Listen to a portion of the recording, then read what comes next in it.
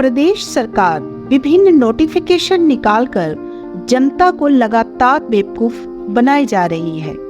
यह बात सदर के विधायक त्रिलोक जम्वाल ने बिलासपुर में पत्रकारों को संबोधित करते हुए कही। उन्होंने कहा कि सरकार ने नए फरमान में लगभग 2 वर्ष से खाली पड़े 30,000 पदों को समाप्त कर दिया है। सरकार नौकरियां देने की बजाय नौकरियों के अवसर को समाप्त कर रही है। जम्वाल ने कहा कि आज तक जितने भी फैसले सरकार ने लिए हैं वह सभी जन विरोधी हैं।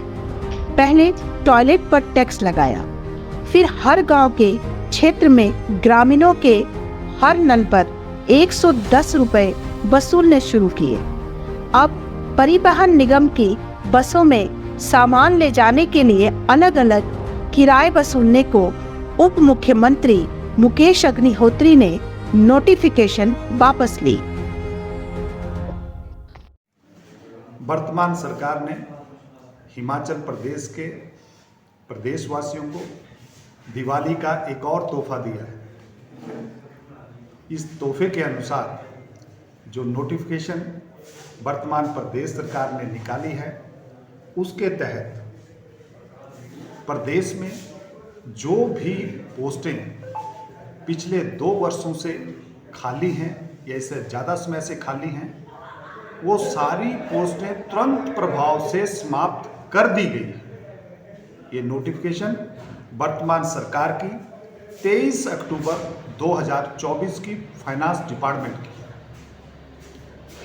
और जब ये नोटिफिकेशन निकली है तो इस नोटिफिकेशन के तहत जो मेरे अनुसूचित जाति, अनुसूचित जनजाति, OBC, ex serviceman, ward of ex serviceman, IRDP, BPL, जो भी ऐसी कैटेगरी हैं जिनके बैकलॉग में पोस्टें चल रही थी वो तुरंत प्रभाव से समाप्त कर दी। इससे प्रदेश में लगभग 30,000 के आसपास ऐसा मेरा मानना है कि पोस्टें समाप्त हुई होंगी।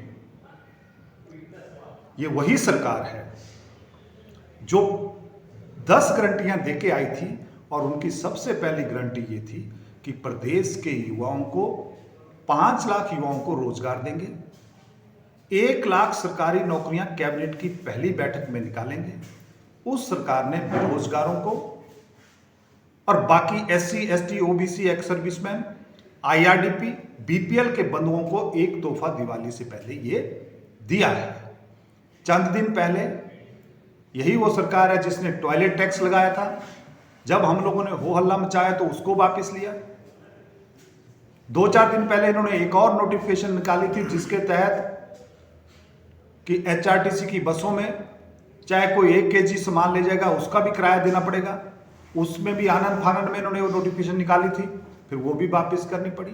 अब एक नया तोहफा प्रदेश के बेरोजगारों के लिए, उन शिक्षित बच्चों के लिए जो रोजगार की तलाश में थे, वो एससी, एसटी, ओबीसी के हमारे भाई जो नौकरी पेशे की तलाश में थे, सरकारी नौकरी की जो चाहत रख रहे थे, उनको सारी पोस्टों को समाप्त कर दिया।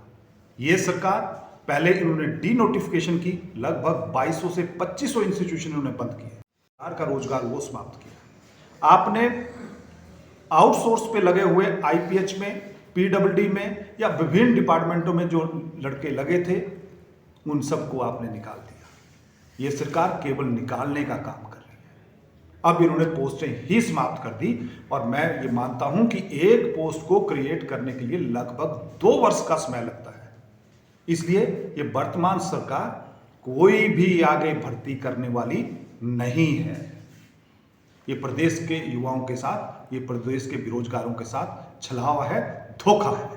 धन्यवाद। सर, भाजपा का क्या स्टैंड रहेगा जो प्रदेश सरकार निर्णय ले रही है?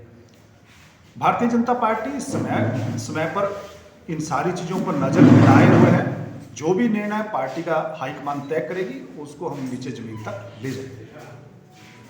कांग्रेस की बैठक है, कांग्रेस के लोग बता सकते हैं। हर पूरे उसमें आपका ही नाम आ रहा है कि त्रिलोक जम्वाल जी ने ऑर्गेनाइज की है। बेशक वो तस्वीर में नहीं आ रहे हैं, पर कोई भी जो बीजेपी का कार्यकर्ता है उसके होटल में हुई है बैठक। आप एक चीज बताओ, सरकार किसकी है? इंटेलिजेंस किसकी है? सीआईडी किसकी है?